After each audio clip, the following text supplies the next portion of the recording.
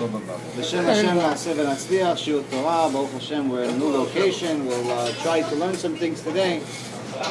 Chazal says that if you're going to start a shiur and you have a new crowd, you should start with a joke. So one time there was a rabbi that went to a new keilah, and he comes to the keilah and he says, okay, I'm going to give a shiur. Oh, Baruch haba, come give a shiur. It's nice. So he starts talking about Shabbat.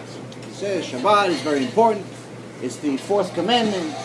It's if you drive on Shabbat, it's a big problem. And he starts. The Gabbai stops and goes, no, what are you doing? What are you doing? You can't. It's too much. He goes, no.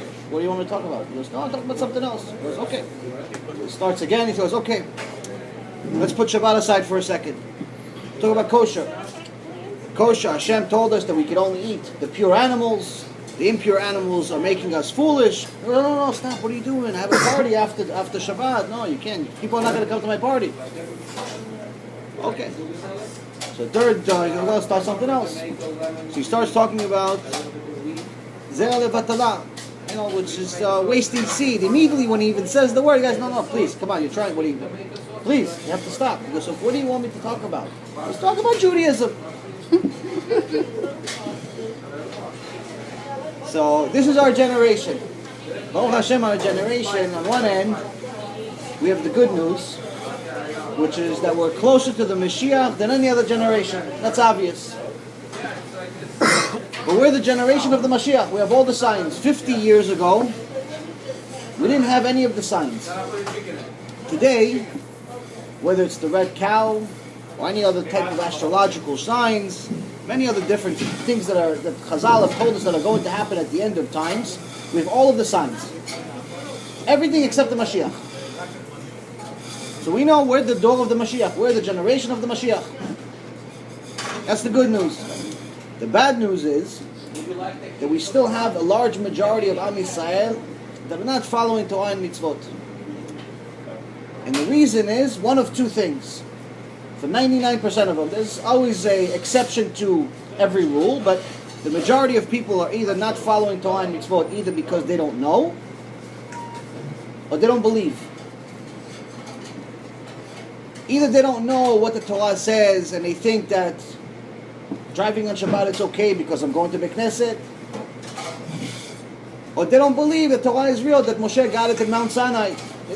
Come on, you're telling me some guy went on a mountain 3,300 years ago and people saw it and they saw the words in Shemayim and they heard the sounds and they saw the sounds and all of these miracles. There was a pillar of fire, a pillar, a cloud, all food coming from Shemayim. Come on, this is too mystical for me. It's like Harry Potter.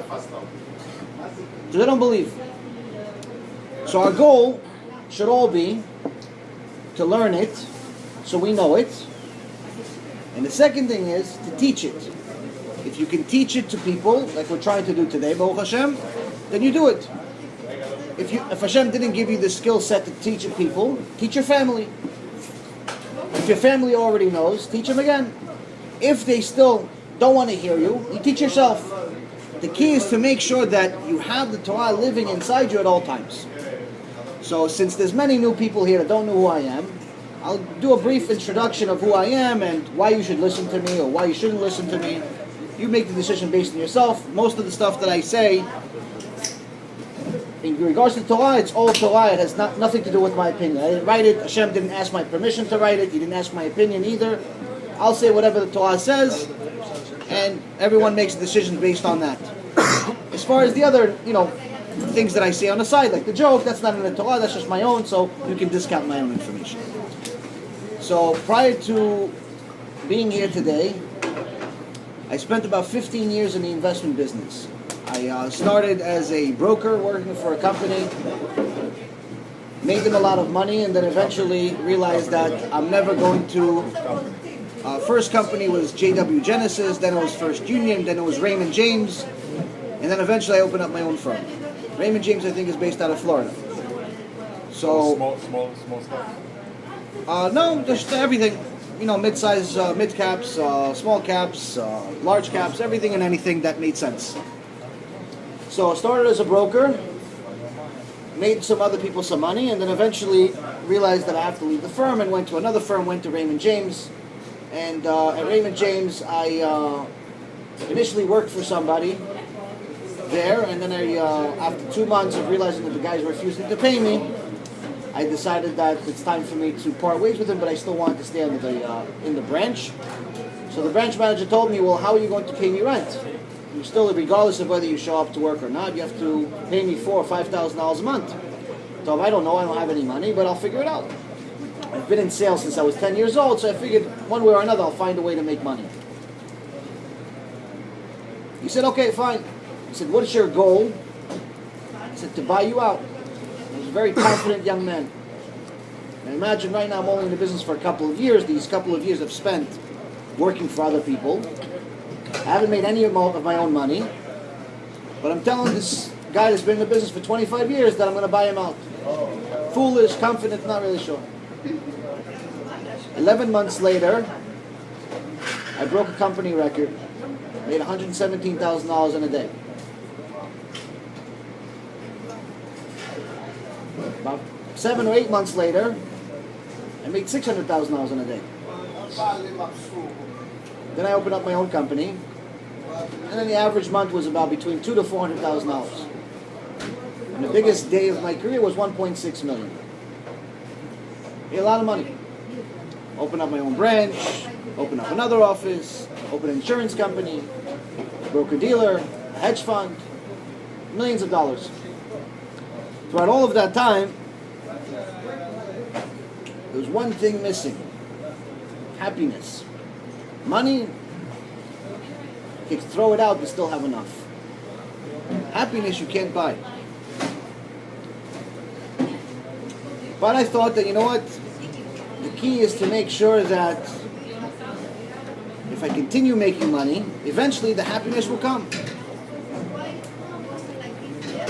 All this time I thought that Hashem's plan for me in this world was to make a lot of money so I can give a lot of money away. I like giving, I like donating. We donated a few things when we had a chance. And we thought that day, maybe this is my purpose in the world, is to give. Keep Shabbat, didn't even know what that was.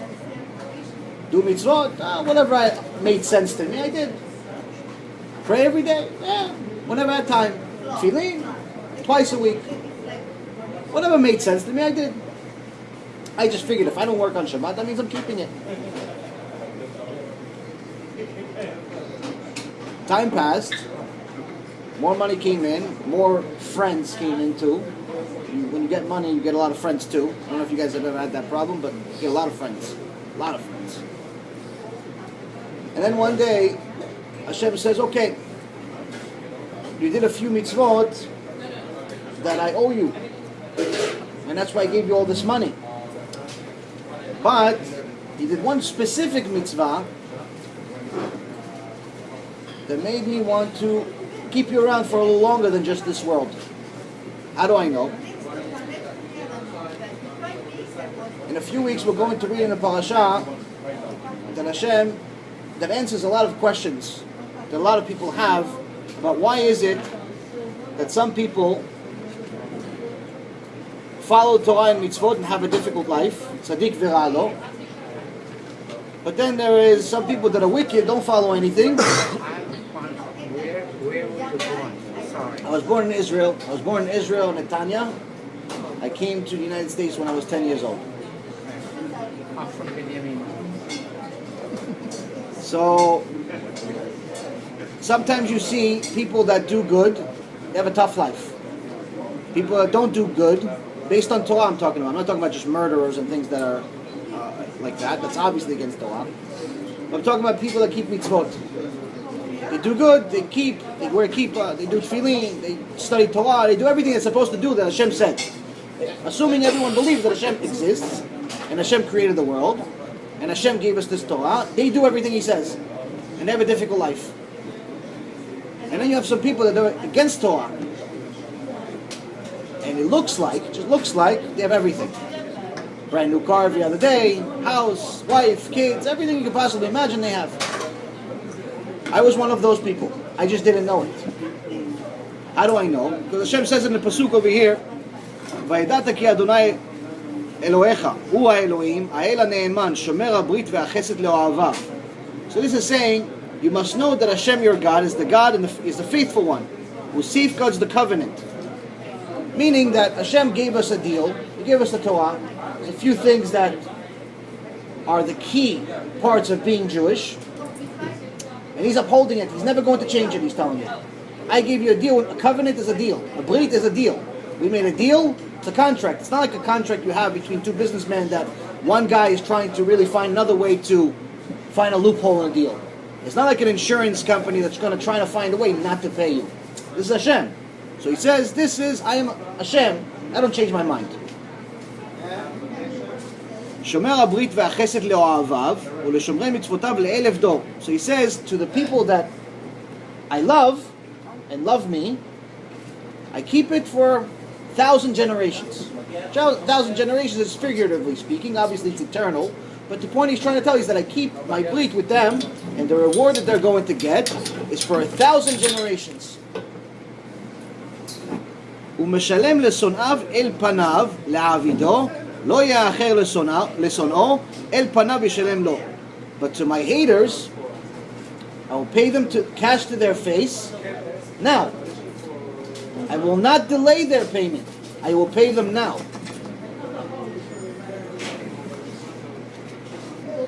So this answers the question of someone that has everything but nothing at the same time.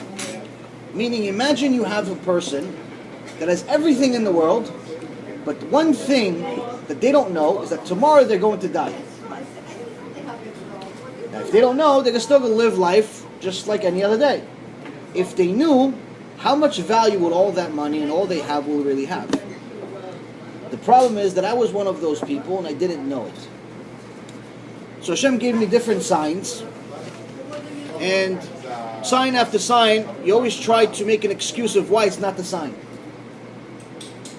And what ends up happening is that you continue making excuses for yourself, because if it's true, if the sign is true, if Hashem is true, if the Torah is true, then it obligates you.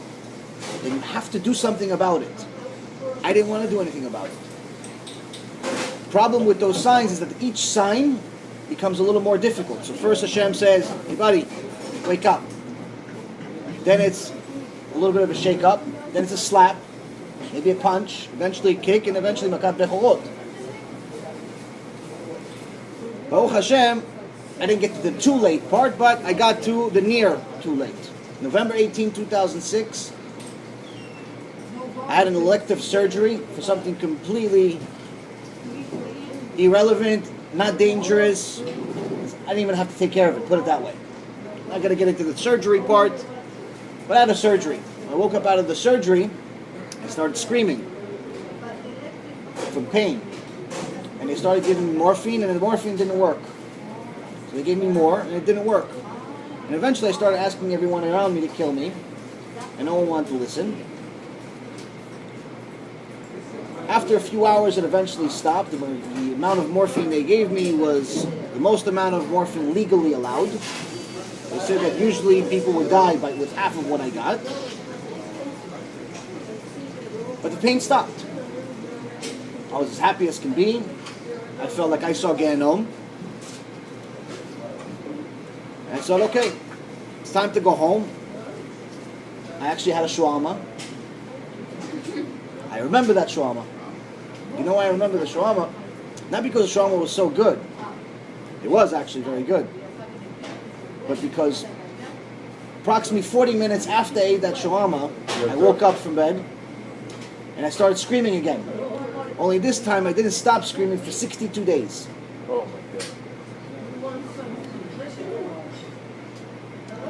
In 62 days, everything that could go wrong went wrong. Something went wrong with the surgery, some type of nerve was cut.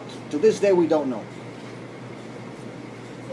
But I got the punch, if you will, from Hashem. 62 days, if you can imagine it, we went through it. Whether it's a liver failure, or urinating blood, or blood from the eyes, or infections, everything you could possibly imagine. My body changed forever. After the 62 days, which, by the way, when you can't get sleep for more than 15 minutes in a row on a regular basis, which is like the sleep of a horse according to Chazal, you start losing your mind.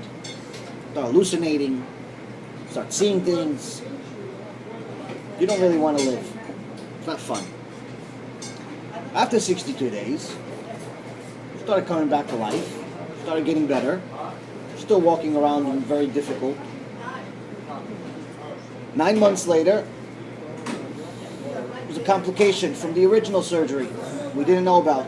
New infection. And it became worse. 10 days in the intensive care unit. 3 months later, another surgery. How old were you? 26. So imagine seeing a 26-year-old kid with a cane walk slower than an 85-year-old man with a cane. To walk from the beginning of the store to the end of the store would have taken me somewhere close to about 40 minutes. It's That's not that big of before a you store. had money? After I had money. So you had money before 26. I made my first million when I was 23. So it wasn't solar jet. Hmm? It wasn't solar jet. It wasn't? It's legit. What do you mean it wasn't legit? It was a boiler room or what? Money I made? 100% legit. Yeah, it wasn't one of them No, I didn't steal money. No, I didn't But steal. not, you know what, the high pressure No, one? no high pressure, no stealing, no nothing. If you look at my license, I had 8 licenses. I was on CNBC, I was on Bloomberg, I was on CNN, Wall Street Journal, Chinese network. I was on TV. It's a pretty well-known person in the business and legit. So anyway, surgery after surgery, I think 5 or 6 surgeries. Health became a nightmare, painkillers 24 hours a day. Got to a point where I didn't want to live. 1 year after another passed. And eventually, I decided that, you know what, it's time to go. It's time to leave this world. Didn't really want to stay around, but the only reason I stuck around until this point was because of my mom and my wife. Both of them spent their entire life trying to make me happy. I figured I owed them that much. Obviously my father as well, my brothers, but the ones that you saw the tears all the time are the women usually. The guys don't cry. So, one day I decide that I have to start planning. And I start making this whole plan of how I'm going to leave this world. And I decide, you know what, maybe it's my last time I saw my mom on Friday. She wasn't happy, so let me call her and say nice things to her before I leave. So I call my mom, and my mom is crying hysterical, and she says, talk to him. And I ask her, who? Talk to who? She says, talk to Ephraim. Who's Ephraim? Excuse me. Talk to who? Talk to Ephraim. Ephraim. I don't know who Ephraim is. Never heard of Ephraim. She goes, talk to Ephraim, he's your cousin. I'm like, who's my cousin? Never heard of him. He said, fine. He said, I call you, please. I said, okay, stop crying and I'll talk to him. Just tell him to call me. So how do we get to Ephraim? That day, at the same time, I'm about to call my mom. My mom is going through a phone book looking for rabbis that are going to give her son, our poor son, some blessings and hopefully heal him after so many years of struggling health-wise. And she starts calling people all over the United States, all over Israel, anyone she could find. Only today, no one wants to answer. Hashem dictated that no one will answer. Eventually, she calls a number in Israel, and a woman answers, and she asks for a certain rabbi, and the woman says in Hebrew, no, there's no such person. It's the wrong number. My mom loses it and starts hysterical crying. Imagine you're calling for an hour, you're trying to find one rabbi, no one is answering. You're crying for your son.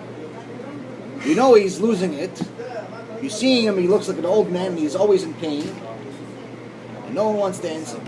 My mom starts crying hysterical, and all of a sudden the woman on the other side of the phone in Israel, the wrong phone number, says Doris, which is my mom's name. Mom says, well, how do you know my name? Who is this?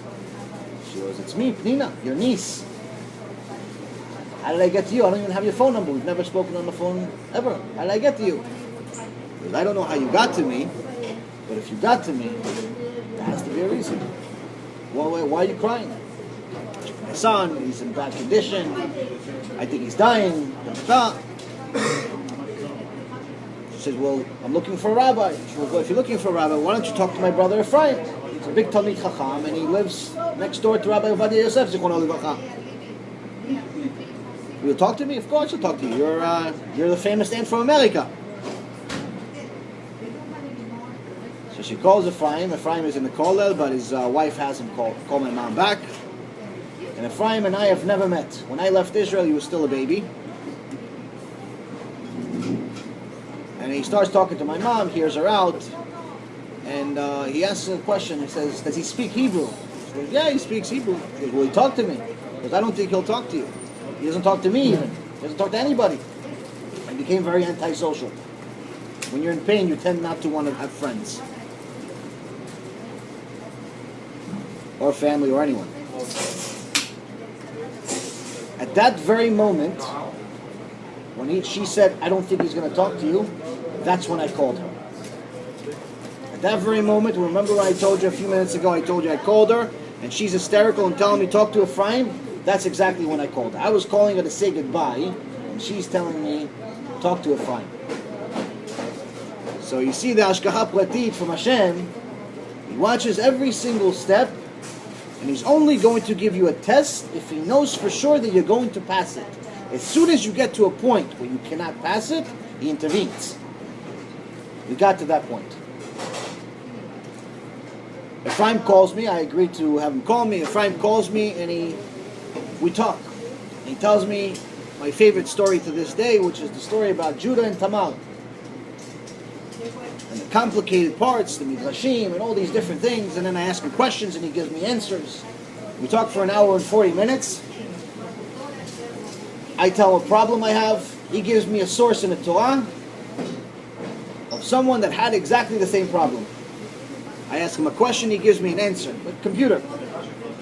Next week, he calls me at the same time, Thursday at 4 o'clock. We have a conversation for 3 hours. Same thing, questions and answers. Week after that, we talk for 5 minutes. Week after that, we talk for 7 hours. And from that day forward, every Thursday at 4 o'clock, we had an average conversation of about 6 to 7 hours. And obviously became even more than just Thursday. And little by little, we did tshuva. Little by little, we started realizing that the signs wasn't just a, hey, Yaron, I exist. The signs were, it's time to wake up, son. It's time to wake up.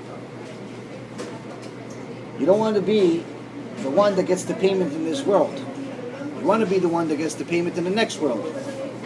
Even though that may mean that the payment in this world may or may not come. The key is to make sure you get the payment for the next world. Why? Because this world, according to Chazal, is like a hallway. It's a corridor. Where are you going to live? 70 years, 80 years, 100 years? In comparison to the real life, it's nothing. Just imagine a drop of water in the entire ocean. It's nothing. So seeing both sides of the world, seeing the business world and the ultimate success that I think anyone and everyone would ever want, if they're after monetary success, we reached it. Of course, I wasn't the richest guy in the world, but Close to. very rich.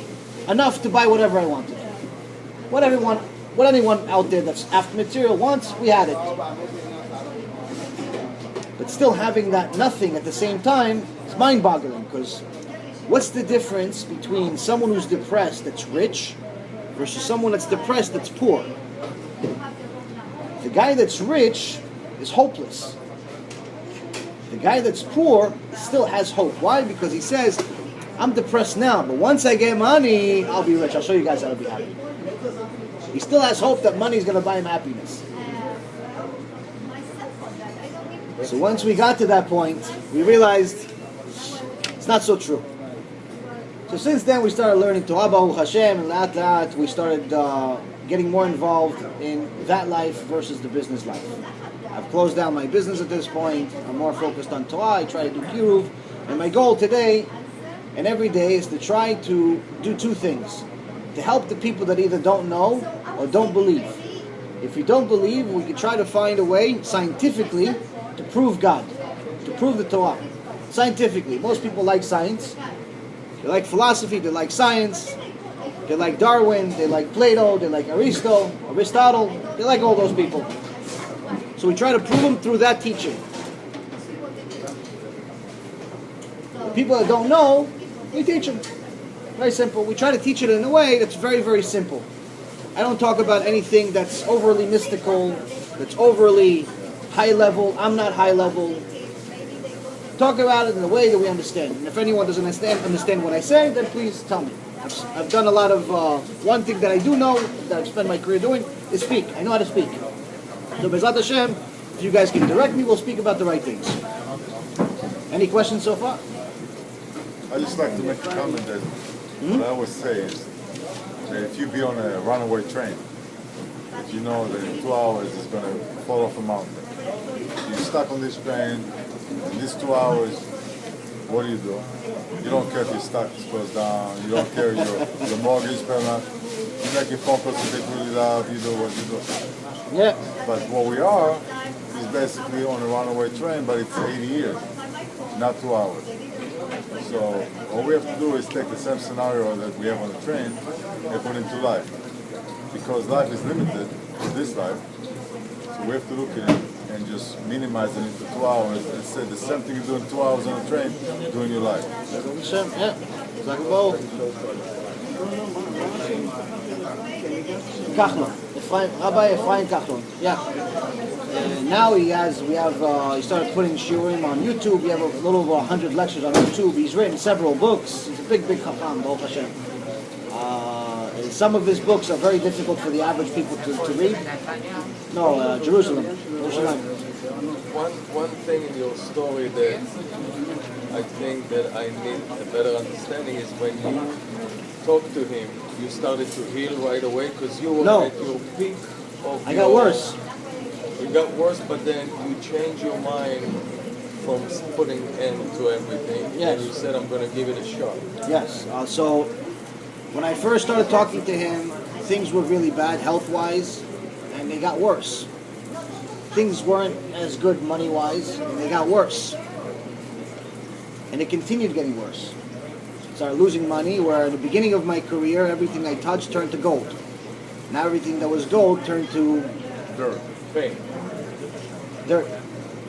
So health-wise got worse. And I was going through my tikkun. I went through 7 years of non-stop pain, 24 hours a day.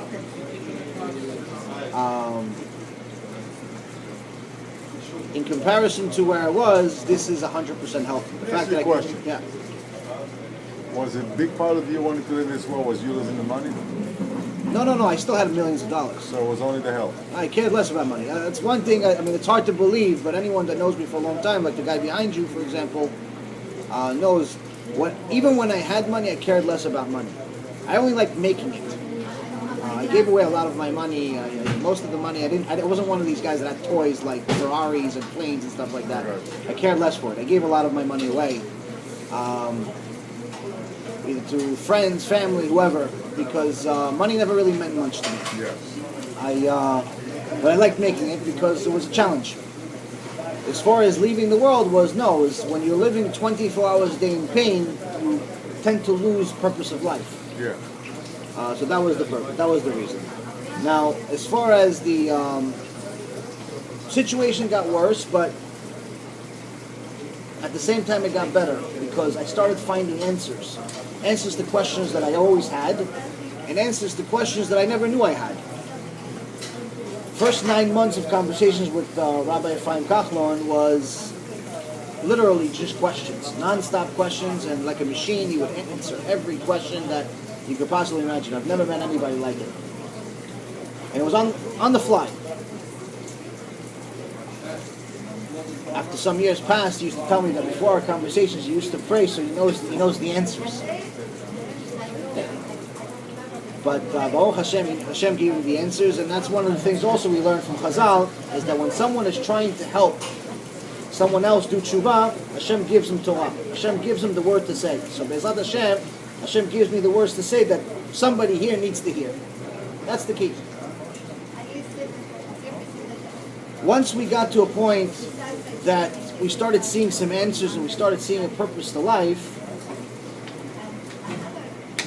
you start wanting to connect, you start wanting more of it. And everything else loses its purpose. So the things that used to affect you in a negative way don't really affect you in a negative way. The things that used to affect you in a positive way don't really matter to you anyway. Life changes. You change. Still the same person, but you change. And the one main thing that I can tell you, you achieve the purpose to life. How do I know that you achieve the purpose to life 100% of the time? Is because the purpose to life that everyone here and everyone in the world has is common. It's the same thing. What is it? It's the one that want to be happy. Everyone in the world wants to be happy. There's not one person in the world that wakes up and says, I want to be miserable today. I want to be awful today. I want to cry all day. Looking forward to it. No one says that. Everyone wants to be happy. Why do we want to make money? So we can have things. Why do we want to have things? So they make us happy. Because we think things are going to make us happy. Why do I want to get married? Because I wanted my wife to make me happy. Why do I want to have kids? Because kids generally make people happy. Why do I want to have all of these things that we want? We attach them to happiness. The beauty of the Torah is that by itself it makes you happy. By itself you wake up and you feel completely different. It solves all problems. It teaches all lessons. And it does everything you could possibly imagine. And that's exactly why Hashem said, if there had to be a choice, I'd rather them leave me than leave my Torah. Because at least the Torah is their way back.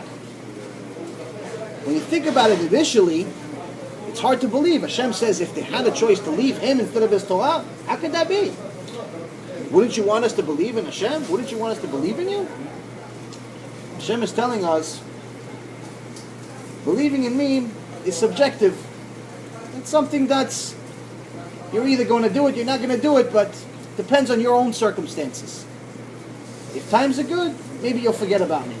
Times are bad, you're going to remember me. Torah, regardless of whether you want to or not, eventually you're going to come back to me. And that's why every Jew is obligated to study Torah every day. Whether you're busy or not busy, you're obligated to study Torah every day. I started with 15 minutes a day. And that's what I recommend to everyone in the world. Start with 15 minutes a day, 5 minutes a day, something. 15 minutes. 15 minutes. 1-5. Everyone has 15 minutes. You start with 15 minutes. See if you like it. Get used to it. After a little while, maybe you want more. I will put my money that you do. 15 minutes becomes 25 minutes. 25 minutes becomes 30 minutes. 30 minutes becomes an hour. An hour can become as much as possible. And the reason why is because the Torah is what connects you to God. The Torah is what connects you to happiness. The Torah is what connects you to truth. Without it, life becomes meaningless. So with this Torah, Hashem wanted to give us a book, a love letter in so many words, that's going to teach us how to live, how to achieve life's purpose, how to succeed in business, how to have a successful marriage, how to raise kids, how to achieve everything that you want. That's good. It's in this book. The beauty of the Torah is that every week we have a parasha that we have to read. We have a chapter that we have to read. One of the proofs... Torah. One of the things that is a proof that the Torah is divine, that it has to come from Hashem, and it's not from some writer that wrote a fiction book, is that each week that we read a parasha, if you study the parasha, study it, I'm not talking about study it for 5 years, study it for a couple of hours, an hour, you will find something that's relevant to you personally at that time in your life, that week. Every week that you will read this parasha, you will find something that's relevant to you in that parasha that will help your life. I did experience that. Oh Hashem. Me too.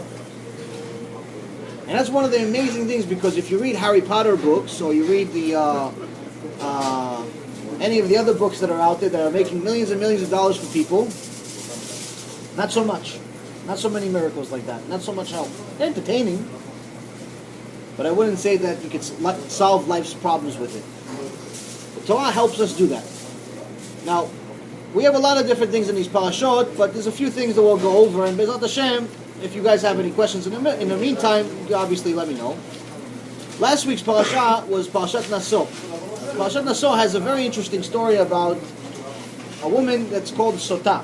Sotah is a woman, a wayward woman, a woman that is suspected of potentially cheating on her husband. We don't know for sure if she cheated, but she's suspected of cheating on her husband. This is a story we can learn a lot about, learn a lot from. In Parashat Sotah, it tells us that this woman is suspected of cheating on her husband because she was in a closed room with another strange man. That's not her husband. In Judaism, that's not allowed. If a woman is a businesswoman or has a reason to be with a man in a closed room, the room has to be openable, meaning that anyone and everyone can walk in and walk out whenever they want. It cannot be locked. This woman was going against the rules. She got a warning from her husband. Don't do this again. She did it again. Her husband brought a witness. Don't do it again. She did it again. Eventually it got to a point where they had to bring this woman to the Kohen HaGadol. The Kohen HaGadol, at this point, was not only the most holy man of the nation, the one that talks to God on a regular basis, but he also was the one that was going to show Am Yisrael a miracle right in front of them. He was the private investigator. How? They had a process where they would take a cup of the holy water that came from the kio, from the tavern. The tavern was the place that the Kohanim, before they did the holy work, they would wash their hands and feet. Which, by the way, other religions that have something called holy water, that's where they got it from. So you know the source. Where do they get holy water from? It's from our Torah also. Everything that's any good in this world is from the Torah. Just so you know. Anyone that doesn't know, anything and everything that's any good has to come from the Torah. Has to have a source in the Torah. Everything. I've tried it and tested it and tested it and tested it. Everything that's any good. Whether it's a good saying, like don't look at the book, don't judge a book by its cover, that also comes from the Torah. Not that specific verse, but it's a verse that says, don't look at the outside of the jar, look at the inside. Everything and anything that's any good, whether it's a saying or something to do, has to come from the Torah. Also another way that we know it's divine. So they gave her this water, and in this water, they took a scroll, they put Hashem's name on it with a specific verse. And they dipped it in the water with some dirt. Dirt that was in the area of the holy tools. And now when you put this ink into the water, what happens? The ink comes out. It erases Hashem's name. Now erasing Hashem's name is a very, very big sin. But Hashem said that for Shlom Bayit, for peace in the home, I'm allowing you and actually encouraging you to erase my name. Which means that if someone has Shlom Bayit issues, someone has problems at home, and refuses to fix them, is doing something worse than erasing Hashem's name. So we know. So if you had an argument with the wife, or the wife had an argument with the husband, and say, I don't feel like talking to her for next week. I'm going to punish her. Or I don't want to talk to him. I'm not going to talk to him for the next 2 years. Not such a good idea. Always make sure to work on the issues. Make sure that there's always Shlom Bayit. Why? Because that's a way that you achieve your purpose together. When a man and a woman come together, it's not just physical. It's spiritual. The souls become one. So Hashem says, I'm willing to let you erase my name for Shlom Bayit issues. Now she would drink this water. If she cheated, they would know it right away. How would they know? She would blow up and die. Her uterus would blow up, she would die. If she didn't cheat, then she wouldn't die. And she would actually get a blessing from the Kohen HaGadol. Now there's two other things we need to know about it.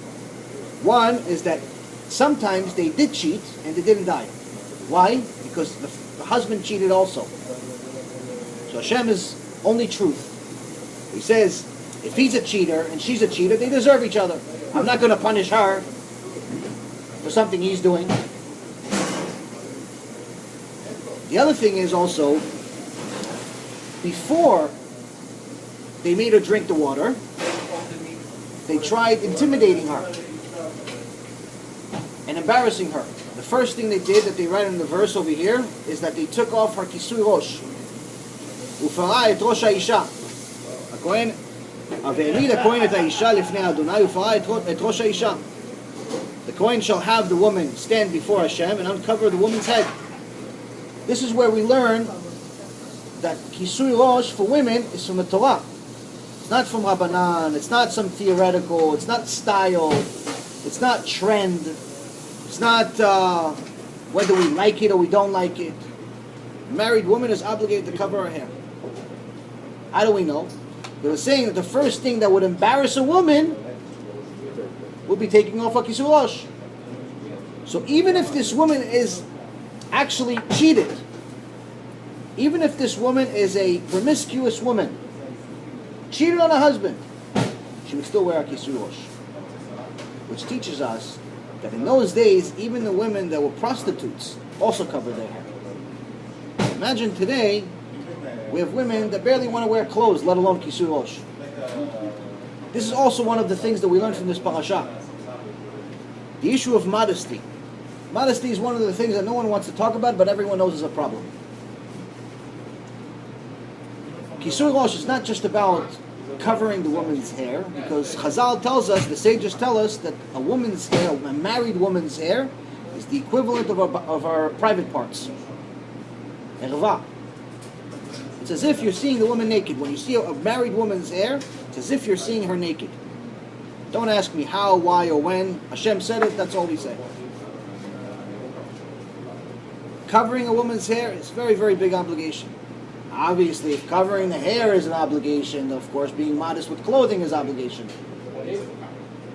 But sometimes you want to understand things based on extremes. What do you mean?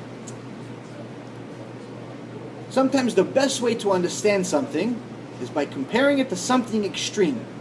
Because that's how you can see how ridiculous the thing is, the situation is. So you've all heard of the earthquake that happened in Nepal, right? A lot of people died. I'm sure you've all heard by now, there's also a lot of avodah zarah in Nepal. A lot of idol worship in Nepal. Right? In that part of the world, there's also something very, very interesting. Strange, but interesting. They have a temple where they worship rats. Rats. Rats. You know, rats, the stuff that you try to kill, you put traps, rats. People come in and they make a big bowl of milk, coconut milk, and they have rats drink this milk. Now, to say that this is insane, obviously I would say you agree. Some of you guys are making me laugh by the smiles that I'm seeing on your face, but the point is this is ridiculous, right? To say this is foolish is an understatement, right? But we can learn something from these people.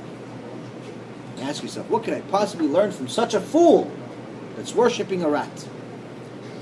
How do they go to their temple? How do they dress? Kisui rosh, and everyone's modest. Everyone covers. All the women are covering themselves. No such thing as mini skirts. No such things as tube tops. No such things as tank tops. No such thing as the clothes that we call common clothes today. So if to worship a rat were modest, they're modest. Imagine what we should do to Melech Malchei Melachim HaKadosh Baruch Hu, the one true God. So sometimes you see people walk around like this on the street, Hashem Melachem, but that's the way it is, unfortunately. Can't fix the world overnight. One thing we can fix is how we attend our synagogues. Don't show up like a prostitute. Don't show up half naked. God doesn't want to see you half naked. Simple as it gets. This is one simple thing we can do. Whatever way you dress at home, everywhere else, we can't build the Beit HaMikdash overnight. But show up to the Beit Knesset with a little bit of tzniut. Very simple problem to solve. It's not rocket science. This week's parasha is Parashat Be'alotecha. Be'alotecha talks about a lot of different things, and we could spend quite a bit of time about each one of them, but we'll try to find a few things that are interesting. סליחה, and אני relevant. צריך לנסוע למיאמי. בסדר, בעזרת השם. קצת מחר. בסדר, בעזרת השם. בסדר, בעזרת השם. תודה רבה. נשיא התורה.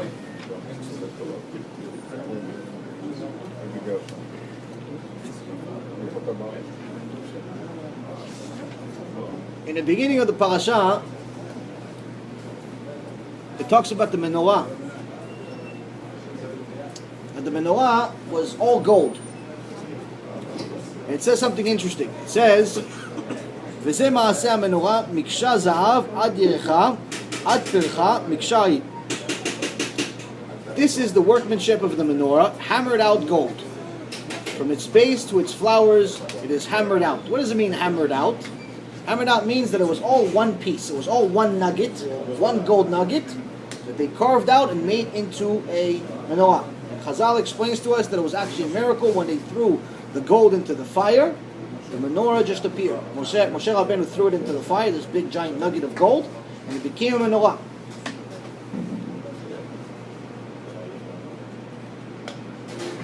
Now it specifically tells us that it's one piece. What's the significance of it being one piece?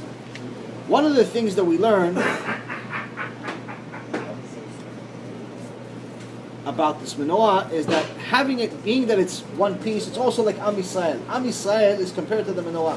We, in essence, have to be one piece. We have to find a way not only to get along, but to help each other.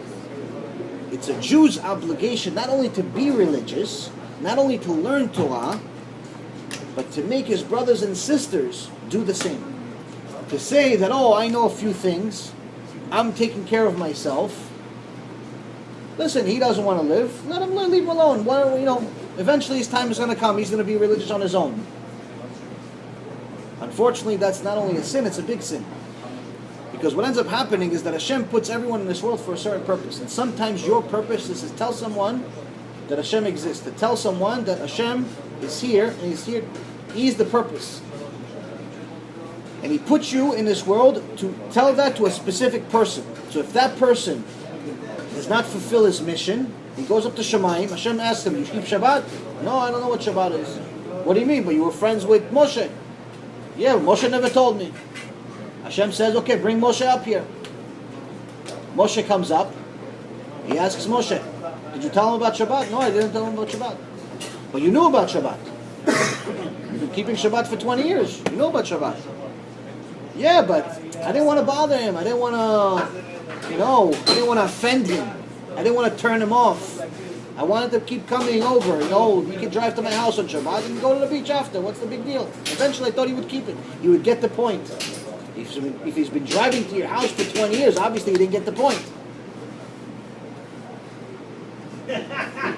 And what happens? Moshe gets a big part of the punishment. That's the problem for Moshe. Because it's technically Moshe's fault that his friend didn't listen. His friend didn't know. That's one of the things that we need to know, is that it's our obligation to make sure that we have friends that we tell them. The way to do it, if you guys, CDs, there's different rabbis that have CDs. I have a bunch of CDs in my car. I can give you guys, for Rabbi Mizrahi, Rabbi Yosef Mizrahi has a lot of different amazing lectures. I can give you CDs, car, you can put them in your car, you can watch them on TV. A lot of really good things that you can listen to it, you give it to your friends.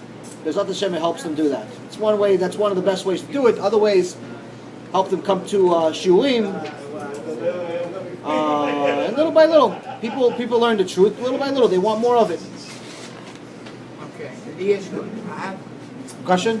Now, do you give once a week lesson Yes, I do a shiur at my house every Tuesday. in your house? Yes, every Tuesday night.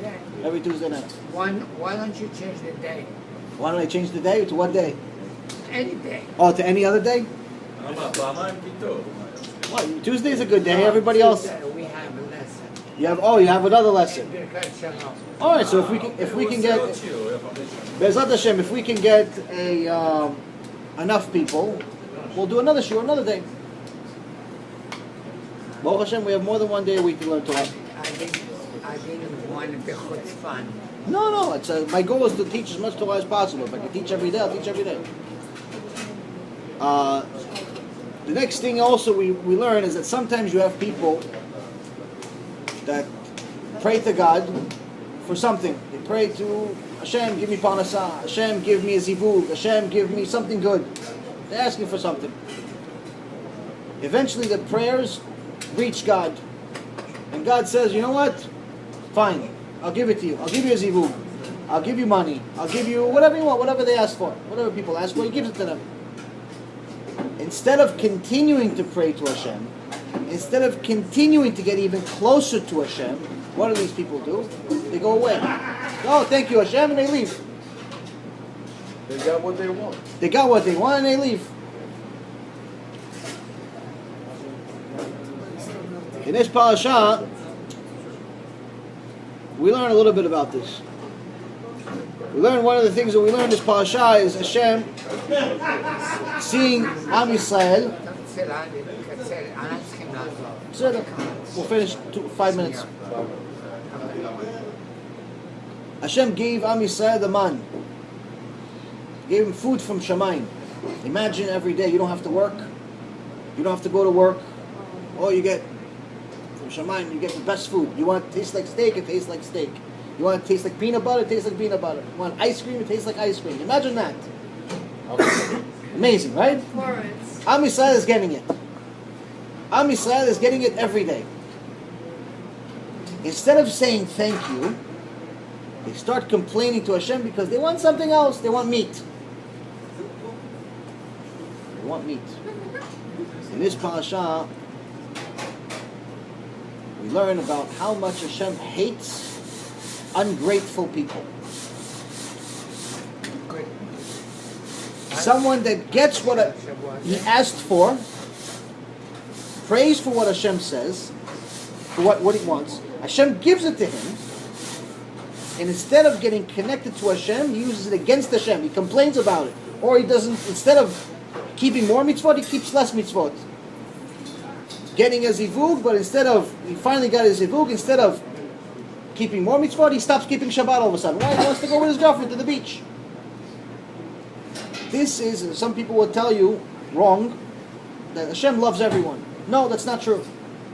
There are certain people that Hashem, according to the Torah, which Hashem gave us, there are certain people that Hashem hates. He outright says He hates them. One of them is ungrateful people. We need to know that everything we have in this world is only because of Hashem. The least we can do is say thank you. The least we can do is show appreciation by connecting to Him. If we connect to Him, that by itself is a show of appreciation. Be'ezrat Hashem, we'll have a little more time next time. But if you guys, unless you guys have any questions in specific, there's quite a bit more we can learn, but I know we're short on time. We started a little late. But unless you guys have any questions. No. Questions? Yes. You have a question? Go ahead.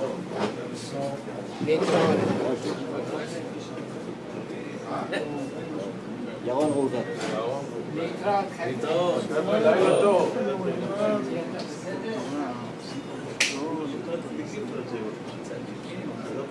לא, זה נחשב, זה חומש, זה לא ספר תורה. ספר תורה זה ספורט.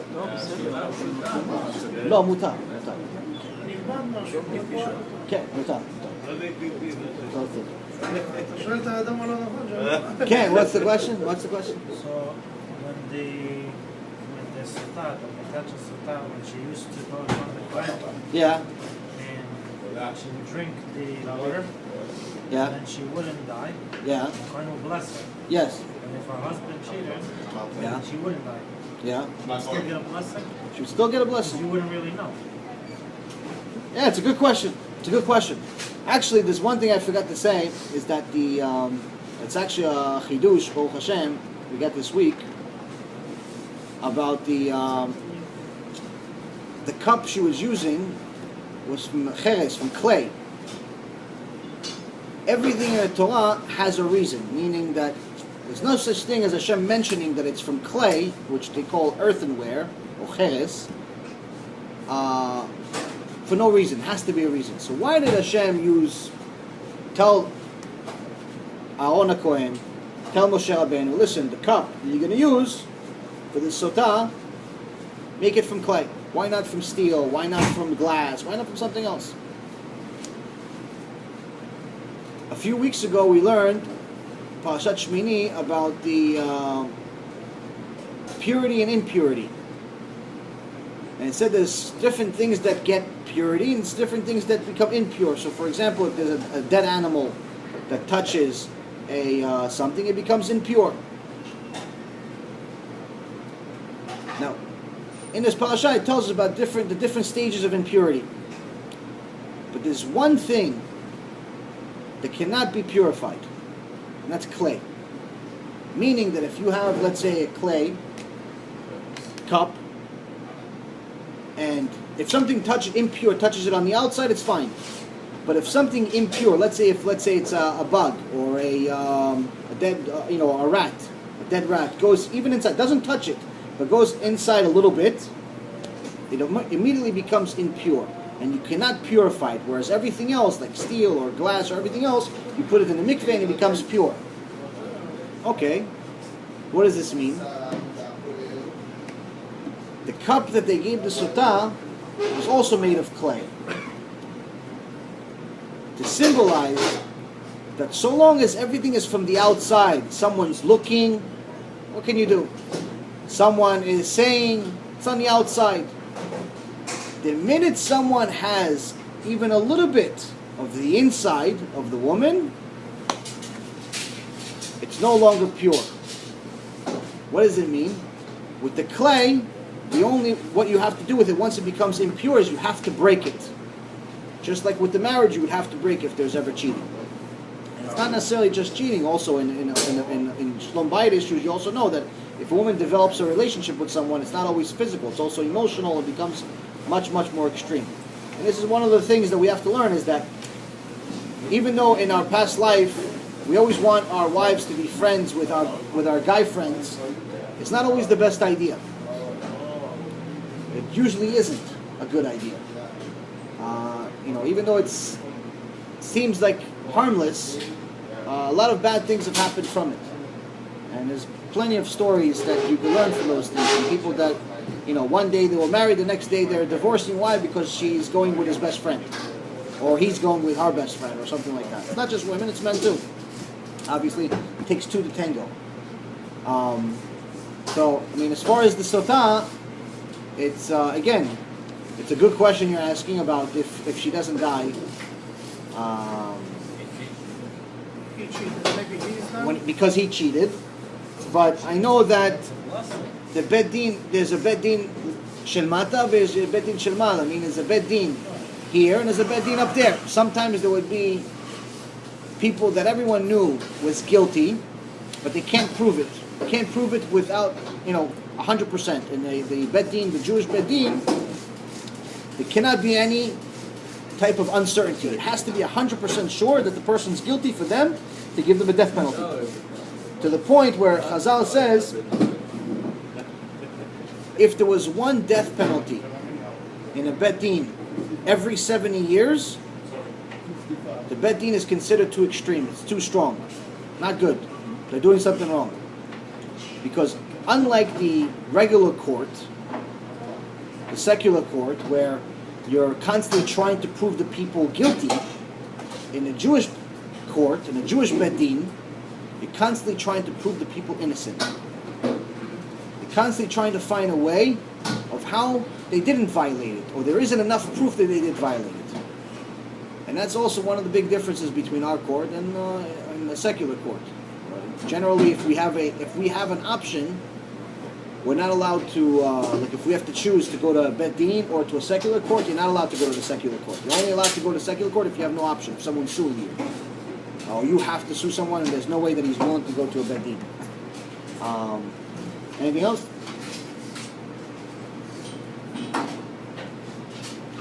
last thing, if you guys want, if you have 2 minutes, we'll. The last thing in the parasha, it's going to be interesting. You'll probably hear about it this weekend.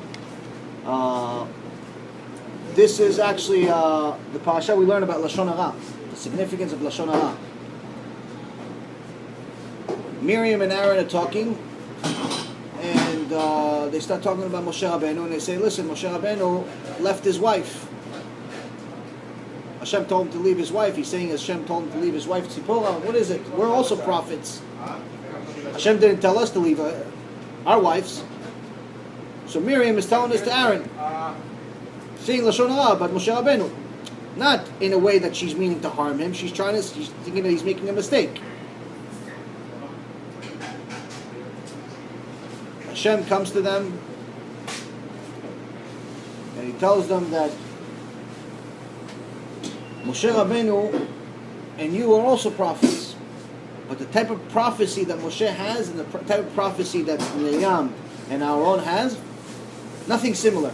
Not even close. The type of prophecy that Moshe Rabbeinu has, very, very high level prophecy. No one has ever had the prophecy that Moshe Rabbeinu had. Everyone that gets prophecy, other than Moshe Rabbeinu, was always either sleeping, having a seizure. They're always laying down or sitting down. They could not stand up. And that's why they say Moshe Rabbeinu is the only one that had prophecy, was standing, was walking. You talk to Hashem like you and I are talking to each other now.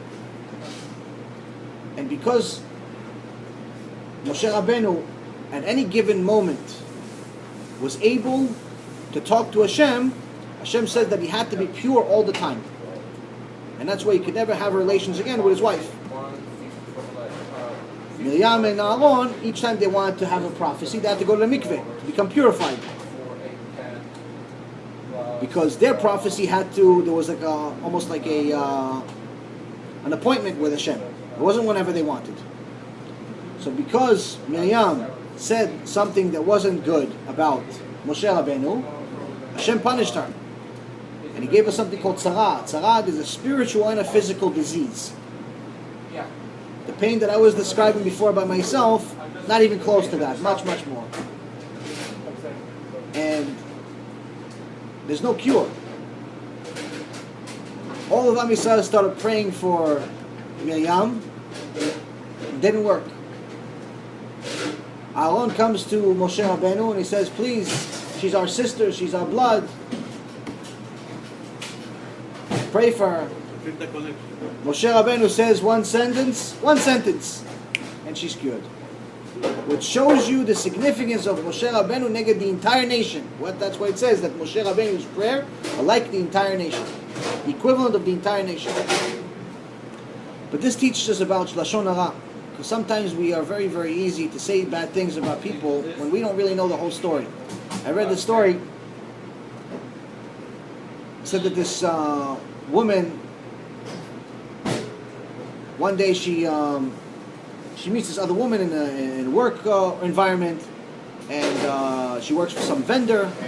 Anyway, she tells, they start working on some project together. And she says, listen, this is not my kind of business, but I'll help you out anyway as a friend. Because we live in the same community, I'll help you out. Sure. They exchange some emails. They work on this project, she helps her out, and that's it. A few months pass. Woman A sees woman B. Says hi to her. She doesn't even acknowledge. She goes, hey, nothing. Doesn't really welcome her. Doesn't she helped her out a lot. Woman A gets so upset. She starts telling her friends, this woman, I helped her out so much. I did so much for her. I could have charged her so much money. I didn't do anything. It became the devil. So one of the friends listening to this says, maybe you should meet her sister. She's a twin sister and she's much nicer. Meaning that the woman she helped was the first woman. The woman she saw was a completely different woman. But she already assumed it's the same woman. Sometimes we don't know the entire story. And that's why we're obligated to give kaf zchut to every Jew. Sometimes you don't know why a Jew is, or any person is speeding on a highway. Maybe he's going to the hospital, lo aleinu. Sometimes you don't know why someone's angry. Maybe he just lost his job. Maybe just something happened. You don't know. Try to give people kaf zchut. Try to make sure that, don't just be in a hurry to say bad things about people. even if it looks bad, the reason why Hashem gave us an imagination is so we can use it to give people kaf zchut. And Be'ezrat Hashem, we learn as much as possible from the Torah of how to give people kaf zchut. And we'll see each other next week.